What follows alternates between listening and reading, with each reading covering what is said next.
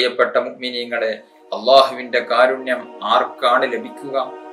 വിശുദ്ധ ഖുർആനിന്റെ ആദ്യത്തെ ആയത്ത് ബിസ്മില്ലാഹിർ റഹ്മാനിർ റഹീം തുടങ്ങുന്നത് ബിസ്മി കൊണ്ടാണ്. ഭൂമിയിലുള്ളവരോട് നിങ്ങൾ കരുണ കാണിക്കൂ, എന്നാൽ ആകാശത്തിന്റെ അധിപനാകുന്ന അല്ലാഹു സുബ്ഹാനഹു വ തആല നിങ്ങളോട് കാരുണ്യം കാണിക്കുന്നതാണ്. ഹജ്ജ് ചെയ്യാൻ വേണ്ടി വർഷങ്ങളായി സ്വരൂപിച്ച 300 ദിർഹം ഒരു മടിയും കൂടാതെ എടുത്തുകൊണ്ടുവന്ന് അയൽവാസിക്ക് ഏൽപ്പിക്കുകയാണ്. എന്നിട്ട് പറഞ്ഞു, നിങ്ങൾ ഇതുകൊണ്ട് നന്നായി ഭക്ഷണം കഴിക്കുക. അസ്സലാമു അലൈക്കും വറഹ്മത്തുള്ളാഹി വബറകാതുഹു. അഊദു ബില്ലാഹി മിനശ് ശൈത്വാനിർ റജീം. ബിസ്മില്ലാഹിർ റഹ്മാനിർ റഹീം. അൽഹംദുലില്ലാഹി റബ്ബിൽ ആലമീൻ. അസ്സലാത്തു വസ്സലാമു അലാ സയ്യിദിൽ മുർസലീൻ വഅലാ ആലിഹി വസ്വഹ്ബിഹി അജ്മഈൻ. അമ്മാ ബഅദ്. ഏറ്റവും ആദരണീയരായ സഹോദര സഹോദരിമാരെ, വിശുദ്ധ റമദാനിലെ ഒന്നാമത്തെ 10 റഹ്മത്തിന്റെ 10ആണ്. അവ്വലുഹു റഹ്മ. വിശുദ്ധ റമദാനിലെ ആദ്യ ഭാഗങ്ങൾ അള്ളാഹുവിന്റെ പ്രത്യേകമായ റഹ്മത്ത് നമ്മിലേക്ക് വർഷിക്കുന്ന ദിനരാത്രങ്ങളാണ്. രണ്ടാമത്തെ 10 മഗ്ഫിറത്തിന്റെ 10ആണ്. മൂന്നാമത്തെ 10 നരകമോചനത്തിന്റെ 10ആണ്. അള്ളാഹുവിന്റെ കാരുണ്യം വളരെയേറെ കൊതിക്കേണ്ടവരും വളരെയേറെ ചോദിക്കേണ്ടവരുമാണ് നാം എല്ലാവരും. അള്ളാഹുവിന്റെ കാരുണ്യം വാരി കോരി കൊടുക്കുന്ന 10 ദിനരാത്രങ്ങളാണ് വിശുദ്ധ റമദാനിലെ ആദ്യത്തെ 10 ദിനരാത്രങ്ങൾ. ആ 10 ദിനരാത്രങ്ങളിൽ നാം അള്ളാഹുവിനോട് നിരന്തരം അവന്റെ കാരുണ്യം ചോദിച്ചുകൊണ്ടേയിരിക്കണം. അതാണ് മുത്തുനബി സല്ലല്ലാഹു അലൈഹി വസല്ലമ തങ്ങൾ പഠിപ്പിച്ച പ്രാർത്ഥന, അല്ലാഹുമ്മ റഹംനി യാ അർഹമർ റഹീമീൻ. പടച്ച റബ്ബേ, എനിക്ക് നീ കരുണ ചെയ്യണേ എന്നർത്ഥം വരുന്ന ഈ പ്രാർത്ഥന വിശുദ്ധ റമദാനിലെ ആദ്യ 10 രാത്രികളിൽ, ആദ്യ 10 ദിനങ്ങളിൽ നാം വർദ്ധിപ്പിക്കേണ്ടതുണ്ട്. ധാരാളം വർദ്ധിപ്പിക്കണം. കേവലം നിസ്കാര ശേഷം 3 പ്രാവശ്യം മാത്രമല്ല, പല തവണകളായി 1000 പ്രാവശ്യം ചെല്ലാൻ കഴിയുമെങ്കിൽ അങ്ങനെ ധാരാളം നാം അള്ളാഹുവിനോട് അവന്റെ കാരുണ്യം ചോദിച്ചുകൊണ്ടേയിരിക്കണം. കാരണം നാം എല്ലാവരും അള്ളാഹുവിന്റെ കാരുണ്യത്തിലേക്ക് ദുനിയാവിലും ആഖിറത്തിലും വളരെയേറെ ആവശ്യക്കാരാണ്. നാളെ പരലോകത്ത് രക്ഷപ്പെടണമെങ്കിലും അള്ളാഹുവിന്റെ കാരുണ്യം അത്യാവശ്യമാണ്. ഈ ദുനിയാവിൽ നമുക്ക് ജീവിക്കണമെങ്കിലും അള്ളാഹുവിന്റെ കാരുണ്യം വളരെയേറെ ആവശ്യമുണ്ട്. അള്ളാഹുവിനോട് നാം ചോദിക്കുകയാണ് എങ്കിൽ അവന്റെ കാരുണ്യം നമുക്കവൻ ധാരാളം നൽകും. അത് എക്കാലത്തും നൽകും. അതേസമയം വിശുദ്ധ റമദാനിലെ ആദ്യത്തെ 10 ദിനരാത്രങ്ങളാകുമ്പോൾ അതിൽ അവൻ കാരുണ്യം വാരി കോരി വിതരണം ചെയ്യുന്നത് കൊണ്ട് തന്നെ വളരെയേറെ നാം കാരുണ്യം ചോദിക്കേണ്ടതുണ്ട്. അല്ലാഹു സുബ്ഹാനഹു വ തആല കാരുണ്യം വളരെയേറെ നൽകുന്നവനാണ്. അള്ളാഹുവിന്റെ നാമം തന്നെ അർ റഹ്മാൻ അർ റഹീം. അള്ളാഹ് എന്നുള്ള വിശുദ്ധ നാമത്തിന് ശേഷം ഏറ്റവും പ്രസിദ്ധമായ നാമം, അള്ളാഹ് എന്ന നാമത്തോട് കൂടെ അവൻ ചേർത്തു വെച്ച നാമം അർ റഹ്മാൻ അർ റഹീം എന്നീ 2 വാക്കുകളാണ്, എന്നീ 2 നാമങ്ങളാണ്. സൂറത്തുൽ ഫാത്തിഹ തുടങ്ങുന്നത് ബിസ്മില്ലാഹിർ റഹ്മാനിർ റഹീം. വിശുദ്ധ ഖുർആനിന്റെ ആദ്യത്തെ ആയത്ത് ബിസ്മില്ലാഹിർ റഹ്മാനിർ റഹീം തുടങ്ങുന്നത് ബിസ്മി കൊണ്ടാണ്. ആ ബിസ്മിയിൽ അള്ളാഹ് എന്ന നാമത്തിന് ശേഷം അല്ലാഹു സുബ്ഹാനഹു വ തആല കൊണ്ടുവന്നത് അർ റഹ്മാൻ, മറ്റൊന്ന് അർ റഹീം. വിശുദ്ധ ഖുർആനിലെ 114 അധ്യായങ്ങളിൽ 113 സൂറത്തുകളും തുടങ്ങുന്നത് ബിസ്മി കൊണ്ടാണ്. അവിടെയെല്ലാം റഹ്മാൻ റഹീം എന്നിങ്ങനെ അള്ളാഹുവിന്റെ കാരുണ്യത്തെ പ്രകീർത്തിച്ചുകൊണ്ടാണ് നാം അതെല്ലാം തുടങ്ങുന്നത്. നമ്മൾ ആലോചിച്ചു നോക്കൂ, നാം ദിനേന 5 വഖത്ത് നിസ്കരിക്കുന്നു. 17 റക്അത്തുകൾ ഒരു ദിവസം 5 നേരങ്ങളിലായി ഒരു വിശ്വാസിയെ സംബന്ധിച്ചിടത്തോളം നിസ്കരിക്കൽ നിർബന്ധമാണ്. സുന്നത്ത് നിസ്കാരങ്ങൾ വേറെയും ഉണ്ട്. ഫർളായ നിസ്കാരങ്ങൾ 17 റക്അത്തുകൾ നാം നിസ്കരിക്കുമ്പോൾ അതിൽ 17 ഫാത്തിഹ സൂറത്തുകൾ നാം ഓതുന്നുണ്ട്. സൂറത്തുൽ ഫാത്തിഹയിൽ റഹ്മാൻ റഹീം എന്നിങ്ങനെയുള്ള നാമം ബിസ്മില്ലാഹിർ റഹ്മാനിർ റഹീം എന്ന ആയത്തിന് പുറമെ അർ റഹ്മാനിർ റഹീം എന്ന ഒരു ആയത്തിലും പ്രതിപാദിക്കുമ്പോൾ 4 പ്രാവശ്യം അള്ളാഹുവിന്റെ കാരുണ്യത്തെ നാം പ്രതിപാദിക്കുന്നുണ്ട്, നാം പറയുന്നുണ്ട്. അത് പറയൽ നിർബന്ധമാണ്. എന്താണ് റഹ്മാൻ എന്നതിന്റെ അർത്ഥം? റഹ്മാൻ എന്ന് പറഞ്ഞാൽ എല്ലാ ആളുകളിലേക്കും, എല്ലാ ജീവജാലങ്ങൾക്കും, എല്ലാവർക്കും സർവ്വവ്യാപകമായി കരുണ ചെയ്യുന്നവൻ എന്നാണ് റഹ്മാൻ എന്ന വാക്കിന്റെ അർത്ഥം. റഹീം എന്ന വാക്കിന്റെ അർത്ഥവും അങ്ങനെ തന്നെയാണ്. പക്ഷേ റഹീം എന്ന വാക്കിന്റെ അർത്ഥം, അതിന്റെ വിശദീകരണത്തിലേക്ക് കടന്നു ചെല്ലുമ്പോൾ അള്ളാഹുവിന്റെ ഇഷ്ടദാസന്മാർക്ക് പ്രത്യേകമായി ദുനിയാവിലും ആഖിറത്തിലും റഹ്മത്ത് ചെയ്യുന്നവൻ, കരുണ ചെയ്യുന്നവൻ എന്നാണ് അതിന്റെ ഒരു വിശദീകരണം. ഏതായിരുന്നാലും ഈ രണ്ടു വാക്കുകളും അള്ളാഹുവിന്റെ കാരുണ്യത്തെ സൂചിപ്പിക്കുന്ന മഹത്തായ നാമമാകുന്നു. അള്ളാഹ് എന്ന നാമത്തിനോട് കൂടെ അവൻ തൊട്ടടുത്ത് പറയാൻ ഉദ്ദേശിക്കുന്ന നാമം റഹ്മാൻ റഹീമാണ്. നമുക്കറിയാം അള്ളാഹുവിന് 99 നാമങ്ങളുണ്ട്. ആ നാമങ്ങളിൽ റഹ്മാൻ റഹീം എന്നുള്ള നാമമാണ് അള്ളാഹു എന്നുള്ള ആ നാമത്തിനോട് കൂടെ ചേർത്ത് വെച്ചിട്ടുള്ളത്. ദിനേന 17 റക്അത്തുകളിലായി സൂറത്തുൽ ഫാത്തിഹയിൽ തന്നെ ഓരോ റക്അത്തിലും റഹ്മാൻ റഹീം എന്നിങ്ങനെ കാരുണ്യത്തെ പ്രതിപാദിക്കുന്ന, അള്ളാഹുവിന്റെ കാരുണ്യത്തെ കുറിച്ച് പ്രകീർത്തിക്കുന്ന 4 തവണ റഹ്മത്തിന് അവൻ കാരുണ്യവാനാണ് എന്ന് നാം പറയുമ്പോൾ, നാം ഓരോ ദിവസവും ഇങ്ങനെ ആവർത്തിക്കുമ്പോൾ ഇത് നമ്മെ പഠിപ്പിക്കുന്ന ഒരു പാഠമുണ്ട്. മഹാന്മാർ പറയുന്നു, അല്ലാഹു സുബ്ഹാനഹു വ തആല അവന്റെ കാരുണ്യത്തെ നമ്മെക്കൊണ്ട് ഇങ്ങനെ പറയിപ്പിക്കുന്നതിന്റെ ഒരു ലക്ഷ്യം, മനുഷ്യരാകുന്ന നാം എല്ലാവരും അള്ളാഹുവിന്റെ കാരുണ്യത്തിലേക്ക് ഓരോ സമയത്തും നാം ആഗ്രഹിക്കേണ്ടവരാണ്, ആവശ്യമുള്ളവരാണ് എന്ന് സൂചിപ്പിക്കാനാണ് ഇത്രയും നാം റഹ്മാൻ റഹീം എന്നുള്ള നാമം ആവർത്തിക്കുന്നതിന്റെ ലക്ഷ്യം എന്ന് പണ്ഡിതന്മാർ പഠിപ്പിക്കുന്നുണ്ട്. സൂറത്തുൽ ഫാത്തിഹയിൽ എന്നല്ല, വിശുദ്ധ ഖുർആനിൽ പല സൂറത്തുകളിലായി അല്ലാഹു സുബ്ഹാനഹു വ തആല അവന്റെ കാരുണ്യം എന്ന പദത്തെ കുറിക്കുന്ന റഹ്മത്ത് എന്ന വാക്ക് 79 പ്രാവശ്യം വിശുദ്ധ ഖുർആനിൽ വന്നിട്ടുണ്ട്. റഹ്മത്ത് എന്ന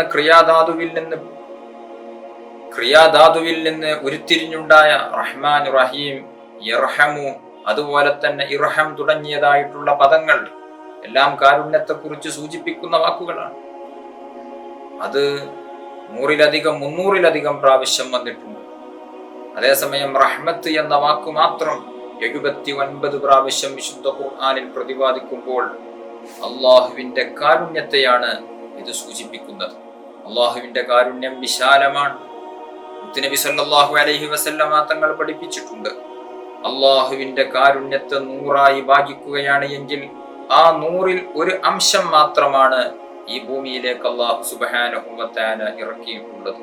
ആ കാരുണ്യമാണ് നാം നമ്മുടെ മക്കളോട് കാണിക്കുന്ന കാരുണ്യം, മറ്റു ജീവജാലങ്ങൾ അവരുടെ മക്കളോട് കാണിക്കുന്ന കാരുണ്യം.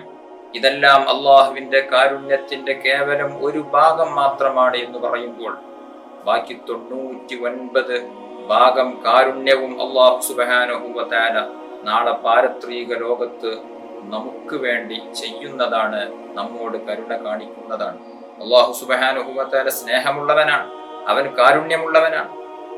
അതേസമയം ആ കാരുണ്യം ധാരാളം വാരിക്കോരി നൽകുന്നുവെങ്കിലും റഹ്മത്തിന്റെ പത്തിൽ ധാരാളം നൽകുകയാണ്. ഏതൊരാൾക്കും ആ കാരുണ്യം ലഭിക്കും. നാം ഒന്ന് ചെറുതായിട്ടൊന്ന് ശ്രമിച്ചാൽ മതി.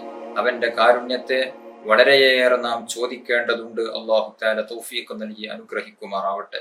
പ്രിയപ്പെട്ട മുഅ്മിനീങ്ങളെ, അള്ളാഹുവിന്റെ കാരുണ്യം ആർക്കാണ് ലഭിക്കുക? നബി സല്ലല്ലാഹു അലൈഹി വസല്ലമ തങ്ങൾ പറഞ്ഞു, മൻ ലാ യർഹം ലാ യുർഹം. കരുണ ചെയ്യാത്തവൻ കരുണ ചെയ്യപ്പെടുകയില്ല. മറ്റൊരു ഹദീസിൽ മുത്തുനബി സല്ലല്ലാഹു അലൈഹി വസല്ലമ തങ്ങൾ പഠിപ്പിച്ചിട്ടുണ്ട്, ഇർഹമു മൻ ഫിൽ അർളി യർഹമുകും മൻ ഫിസ് സമാ. ഭൂമിയിലുള്ളവരോട് നിങ്ങൾ കരുണ കാണിക്കൂ, എന്നാൽ ആകാശത്തിന്റെ അധിപനാകുന്ന അല്ലാഹു സുബ്ഹാനഹു വ തആല നിങ്ങളോട് കാരുണ്യം കാണിക്കുന്നതാണ്. അതുകൊണ്ട് ഈ ഭൂമിയിലുള്ള സർവ്വജനങ്ങളോടും സർവ്വജീവജാലങ്ങളോടും എല്ലാവരോടും നാം കാരുണ്യം കാണിക്കുകയാണ് എങ്കിൽ, കാരുണ്യത്തിന്റെ മനസ്സോടുകൂടെ സ്നേഹത്തോടുകൂടെ പെരുമാറുകയാണ് എങ്കിൽ അള്ളാഹുവിന്റെ കാരുണ്യം ഇൻഷാ അള്ളാഹ് നമുക്ക് ലഭിക്കും.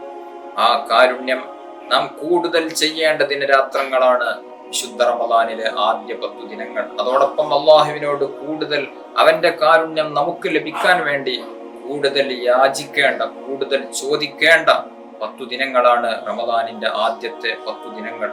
പ്രിയപ്പെട്ട സഹോദര സഹോദരിമാരെ, അള്ളാഹുവിന്റെ റഹ്മത്ത് ലഭിക്കാൻ ഒന്ന് അള്ളാഹുവിനോട് നിരന്തരം നാം റഹ്മത്തിനെ ചോദിച്ചു കൊണ്ടിരിക്കും. മറ്റൊന്ന് ഭൂമിയിലുള്ള സർവ്വ ജീവജാലങ്ങളോടും സർവരോടും നാം കാരുണ്യം കാണിക്കണം. ചെറിയ കുട്ടികളോട് കരുണ കാണിക്കണം, പാവപ്പെട്ട ജനങ്ങളോട് കരുണ കാണിക്കണം, അതുപോലെ തന്നെ മറ്റു ജീവജാലങ്ങളോട് കരുണ കാണിക്കണം. ആ കാരുണ്യ പ്രവർത്തനങ്ങളിലൂടെ നാം മുന്നേറുകയാണ് എങ്കിൽ ഇൻഷാ അള്ളാഹുവിന്റെ കാരുണ്യം നമുക്ക് ലഭിക്കുന്നതാണ്. പാവപ്പെട്ടവരെ ചേർത്തു പിടിക്കണം നാം, ദുർബലരായ ആളുകളോട് കൂടെ നിൽക്കണം നാം. അങ്ങനെ വരുമ്പോൾ അള്ളാഹുവിന്റെ കാരുണ്യം നമുക്ക് ലഭിക്കുന്നതാണ്. ആ കാരുണ്യം നമുക്ക് ലഭിക്കാനുള്ള മാർഗം അതൊക്കെയാണ്. പാവങ്ങളോട് കൂടെ നിൽക്കുമ്പോൾ, വിശക്കുന്നവരോട് കൂടെ നിൽക്കുമ്പോൾ, രോഗികളോട് കൂടെ നിൽക്കുമ്പോൾ നമുക്ക് അള്ളാഹുവിന്റെ കാരുണ്യം ലഭിക്കും. ഞാനൊരു ചെറിയ സംഭവം നിങ്ങളെ സൂചിപ്പിക്കുന്നു. ബഹുമാനപ്പെട്ട അബ്ദുല്ലാഹി ബിൻ മുബാറക് റളിയല്ലാഹു അൻഹു വലിയ പണ്ഡിതനാണ്. ഹിജ്റ 118 ജനിച്ചു, 181 വഫാത്തായ മഹാനാണ് അബ്ദുല്ലാഹി ബിൻ മുബാറക് റളിയല്ലാഹു അൻഹു. അബ്ദുല്ലാഹി ബിൻ മുബാറക് റളിയല്ലാഹു അൻഹു ഒരു വർഷം ഹജ്ജ് ചെയ്തു. ഹജ്ജൊക്കെ കഴിഞ്ഞതിന് ശേഷം മസ്ജിദുൽ ഹറാമിൽ വിശ്രമിക്കുകയാണ്, ഉറങ്ങുകയാണ്. ആ ഉറങ്ങുന്ന ഉറക്കിൽ ഒരു സ്വപ്നം കാണുകയാണ്. എന്താണ് സ്വപ്നം? 2 മലക്കുകൾ ആകാശത്തിൽ നിന്ന് ഇറങ്ങി വരുന്നു. ആ 2 മലക്കുകൾ ബഹുമാനപ്പെട്ട അബ്ദുല്ലാഹി ബിൻ മുബാറക് റളിയല്ലാഹു അൻഹുവിന്റെ തലഭാഗത്തും കാൽഭാഗത്തും വന്നിരുന്നു. കാൽഭാഗത്തുള്ള മലക്ക് അബ്ദുല്ലാഹി ബിൻ മുബാറക് തങ്ങളുടെ തലഭാഗത്തിരിക്കുന്ന മലക്കിനോട് ചോദിച്ചു, കം ഹജ്ജ മിനൻ നാസി ഹാദൽ ആം, ഈ വർഷം എത്ര ജനങ്ങൾ ഹജ്ജ് ചെയ്തിട്ടുണ്ട്? തലഭാഗത്തിരിക്കുന്ന മലക്ക് പറഞ്ഞു, 600,000, 6 ലക്ഷം ആളുകൾ ഹജ്ജ് ചെയ്തിട്ടുണ്ട്. മറ്റേ മലക്ക് ചോദിച്ചു, എത്ര ആളുകളുടെ ഹജ്ജ് അല്ലാഹു തആല സ്വീകരിച്ചു? തലഭാഗത്തിരിക്കുന്ന മലക്ക് പറഞ്ഞു, അല്ലാഹു സുബ്ഹാനഹു വ തആല ഒരാളുടെ ഹജ്ജും സ്വീകരിച്ചിട്ടില്ല. പക്ഷേ അങ്ങ് ഡമസ്കസിലുള്ള ഈ വർഷം ഹജ്ജിന് വരാത്ത, ചെരുപ്പ് കുത്തി ജീവിക്കുന്ന പാവപ്പെട്ട ഒരു മനുഷ്യരുണ്ട്. അദ്ദേഹത്തിന്റെ പേര് മുവഫഖ് എന്നാണ്. അദ്ദേഹം ഹജ്ജിന് വന്നിട്ടില്ല. പക്ഷേ അദ്ദേഹത്തിന്റെ ബറക്കത്ത് കൊണ്ട് ഈ പ്രാവശ്യം ഹജ്ജിന് വന്ന സർവരുടെ ഹജ്ജും അല്ലാഹു തആല സ്വീകരിച്ചു.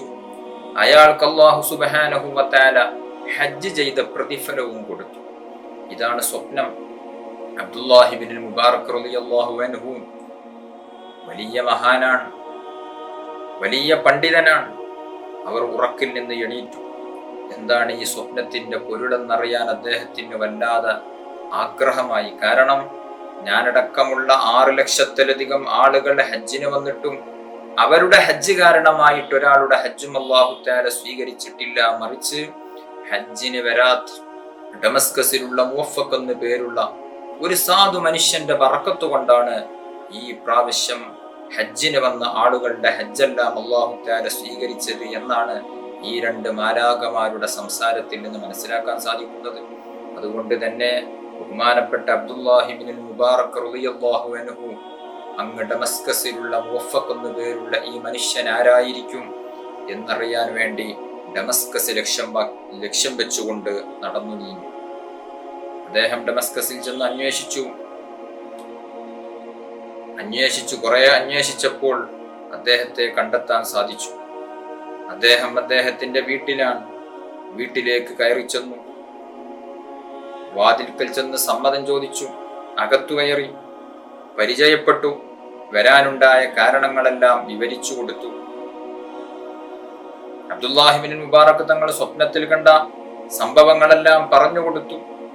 എന്നിട്ട് ചോദിച്ചു, നിങ്ങൾക്ക് എന്താണ് ഇങ്ങനെ ഒരു മഹത്വം ലഭിക്കാനുള്ള കാരണം എന്ന് ചോദിച്ചപ്പോൾ മുവഫഖ് എന്ന പേരുള്ള ആ പാവം മനുഷ്യൻ പറഞ്ഞു, ഞാൻ വളരെ പാവപ്പെട്ട ഒരു വ്യക്തിയാണ്. ചെരുപ്പ് കുത്തി ജീവിക്കുന്ന ദരിദ്രനിൽ ദരിദ്രനായ മിസ്കീനായ ഒരു മനുഷ്യനാണ്. പക്ഷേ എൻ്റെ മനസ്സിൽ ഹജ്ജ് ചെയ്യാനുള്ള ഒരു ആഗ്രഹം വർഷങ്ങളായി എൻ്റെ മനസ്സിലുണ്ട്, എൻ്റെ അകത്തളത്തിലുണ്ട്. വലിയ ചെലവുണ്ട് ഈ നാട്ടിൽ നിന്ന് ഹജ്ജിന് പോകാൻ. അന്നത്തെ കാലത്ത് ഡമസ്കസിൽ നിന്ന് ഹജ്ജിന് പോകണമെങ്കിൽ 300 ദിർഹം വേണം. എനിക്ക് ചെരുപ്പ് കുത്തി കിട്ടുന്ന ചില്ലിക്കാശിൽ നിന്ന് ഒരു ചെറിയ വിഹിതം ഞാൻ ഹജ്ജിന് വേണ്ടി എല്ലാ ദിവസവും സ്വരൂപിച്ചു വെക്കും. അങ്ങനെ വർഷങ്ങളായി ഞാൻ സ്വരൂപിച്ചു വെച്ച പണം ഈ വർഷം അത് ഹജ്ജ് ചെയ്യാൻ പറ്റുന്ന രൂപത്തിലുള്ള ഒരു പണമായി. ഞാൻ ഈ വർഷം ഹജ്ജിനൊരുങ്ങി. ഈ വർഷം ഞാൻ ഹജ്ജിന് പോകാനിരിക്കുമ്പോൾ എൻ്റെ ഭാര്യ ഗർഭിണിയാണ്. പക്ഷേ വർഷങ്ങളായി എൻ്റെ ആഗ്രഹം, അതിനുള്ള പണം ഒത്തുവന്നത് ഈ വർഷം. അതുകൊണ്ട് ഈ വർഷം തന്നെ ഹജ്ജിന് പോകാം എന്ന് മുവഫഖ് എന്നുള്ള ഈ മനുഷ്യൻ ആഗ്രഹിച്ചു. അബ്ദുല്ലാഹി ഇബ്നു മുബാറക് തങ്ങളോട് മുവഫഖ് എന്ന പേരുള്ള മനുഷ്യൻ പറയുകയാണ്, അങ്ങനെ ഇരിക്കെ ഞാൻ യാത്രക്കൊരുങ്ങി. ഒരു ദിവസം രാത്രി തന്റെ അയൽവാസിയുടെ വീട്ടിൽ നിന്ന് നല്ല പൊരിച്ച മാംസത്തിന്റെ ഗന്ധം എൻ്റെ വീട്ടിലേക്ക് അടിച്ചു വീശി. എൻ്റെ ഭാര്യ ഗർഭിണിയാണല്ലോ. ഭാര്യ എന്നോട് പറഞ്ഞു, എനിക്കും പൊരിച്ച മാംസം വേണം. ഞാൻ എവിടെ നിന്ന് മാംസം എടുത്തു കൊടുക്കും? അന്ന് ഭക്ഷണം സൂക്ഷിച്ചു വെക്കാൻ ഫ്രിഡ്ജില്ല. മാംസം പെട്ടെന്ന് രാത്രി വാങ്ങിക്കൊണ്ടുവരാൻ ഉള്ള ഒരു സാഹചര്യമില്ല. ഭാര്യ ഇങ്ങനെ ആഗ്രഹം പ്രകടിപ്പിച്ചപ്പോൾ, ഗർഭിണിയാണല്ലോ, ചിലപ്പോൾ അങ്ങനെ ആഗ്രഹം പ്രകടിപ്പിക്കും.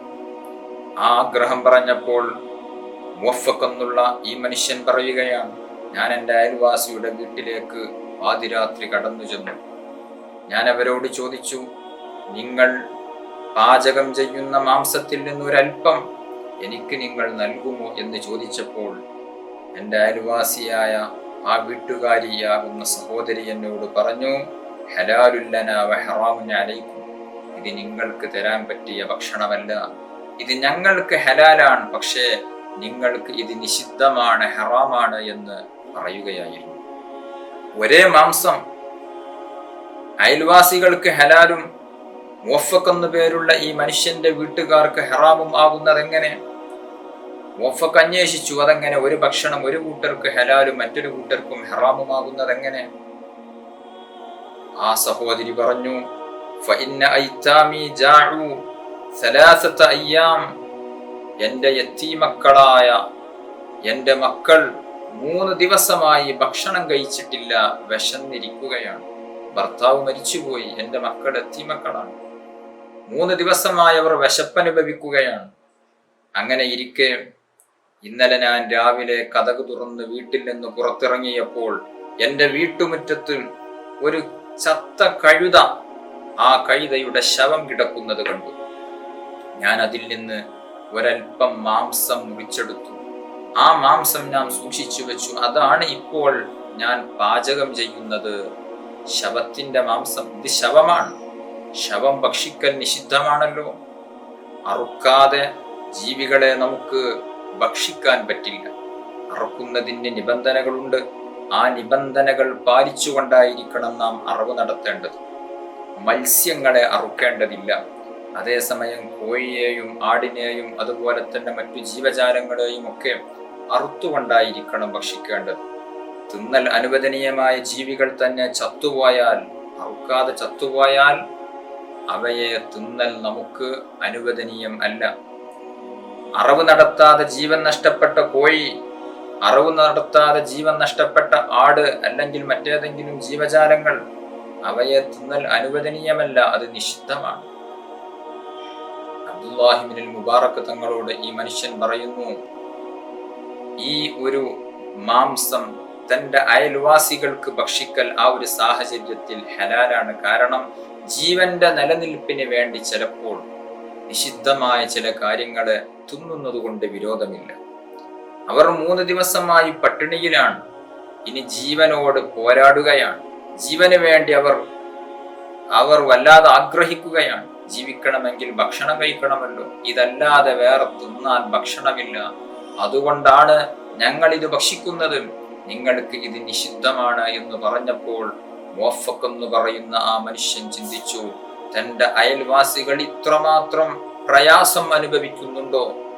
ഇപ്പോഴാണ് എനിക്ക് മനസ്സിലാക്കാൻ സാധിച്ചത്. മുവഫഖ് എന്ന് പറയുന്ന മനുഷ്യൻ തന്റെ വീട്ടിലേക്ക് നേരെയങ്ങ് പോയി. എന്നിട്ട് ഹജ്ജ് ചെയ്യാൻ വേണ്ടി വർഷങ്ങളായി സ്വരൂപിച്ച 300 ദിർഹം ഒരു മടിയും കൂടാതെ എടുത്തുകൊണ്ടുവന്ന് അയൽവാസിക്ക് ഏൽപ്പിക്കുകയാണ്. എന്നിട്ട് പറഞ്ഞു, നിങ്ങൾ ഇതുകൊണ്ട് നന്നായി ഭക്ഷണം കഴിക്കുക, നിങ്ങളുടെ വീട്ടിലേക്ക് ആവശ്യമായ ചെലവുകൾ ഇതുകൊണ്ട് നിങ്ങൾ നിർവഹിക്കുക. ഞാനതെന്റെ അയൽവാസിക്ക് കൊടുത്തു. എനിക്ക് ഹജ്ജിന് വരാൻ സാധിച്ചിട്ടില്ല.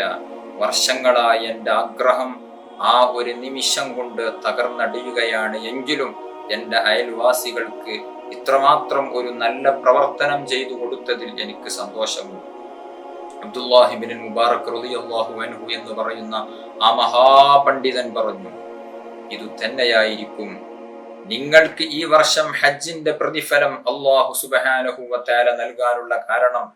നിങ്ങളുടെ ഈ ഒരു പ്രവർത്തനം കൊണ്ട് തന്നെയാണ് 6 ലക്ഷത്തിലധികം ആളുകൾക്ക് ഹജ്ജ് അല്ലാഹു സുബ്ഹാനഹു വ തആല അവരുടെ ഹജ്ജും അല്ലാഹു തആല സ്വീകരിക്കാനുള്ള കാരണം.